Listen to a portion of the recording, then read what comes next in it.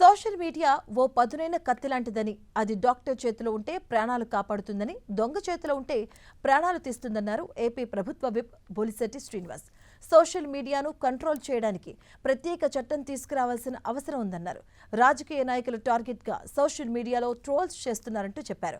నేరస్తులకు ఊరేగింపులు చేస్తూ వాటిని పోస్ట్ చేయడం సమాజానికి ప్రమాదకరమని ఆందోళన వ్యక్తం చేశారు. మత మార్పిడులు, మత విద్వేష వ్యాఖ్యలు సోషల్ మీడియాలో చేయవద్దంటూ కోరారు. ఏలూరు గిరిజన భవన్లో సోషల్ మీడియా సామాజిక బాధ్యత అనే అంశంపై సామాజికవేత్త ఫాతిమారాణి అధ్యక్షతన రౌండ్ టేబుల్ సమావేశం జరిగింది. సోషల్ మీడియాలో మహిళలను ఎక్కువగా ట్రోల్స్ చేస్తున్నారని ఫాతిమారాణి ఆవేదన వ్యక్తం చేశారు. మహిళలను అసభ్యకరంగా చిత్రీకరించి పోస్టులు చేస్తున్నారంటూ చెప్పారు. సోషల్ మీడియా నియంత్రణపై అసెంబ్లీలో చర్చించాల్సిన అవసరం ఉందన్నారు ఆమె.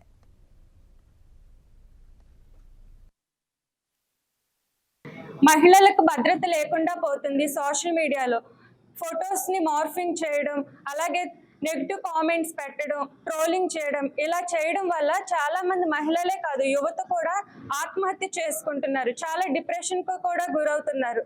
ఒక మంచి పని చేసినా కూడా దాన్ని గురించి ట్రోల్ చేయడం, ఒక మంచి పని చేసినప్పుడే ట్రోల్ చేస్తుంటే ఇంకే మంచి పనులు ఎలా చేయగలం?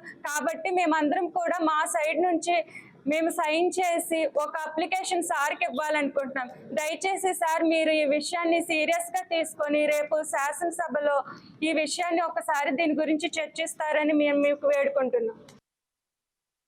ఇందాక చెప్పాను, సోషల్ మీడియా కత్తి లాంటిది.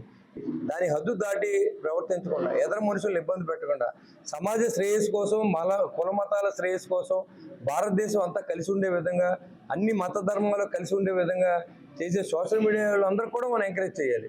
ఎవరైతే హీనమైనటువంటి పోస్టులు పెట్టి వాళ్ళందరూ కూడా బ్లాక్ చేయడం ఒకటి, రెండోది ప్రభుత్వ పరంగా శిక్షించవలసిన అవసరం కూడా ఉంది. ఒక గన్ను పోలీస్ చేతిలో ఉంటే అది ప్రజల రక్షణకు ఉపయోగపడుతుంది, అంతకుడి చేతిలో ఉంటే ప్రజల ప్రాణాలు తీయడానికి ఉపయోగపడుతుంది. అదే సోషల్ మీడియా కూడా అంతే, గన్ లాంటిది, కత్తి లాంటిది. ఇలాంటి దాన్ని ఖచ్చితంగా మనం మంచిగా వాడుకుంటే అది సమాజ శ్రేయస్సుగా ఉంటుందని చెప్పి నేను తెలియజేస్తా ఉన్నాను.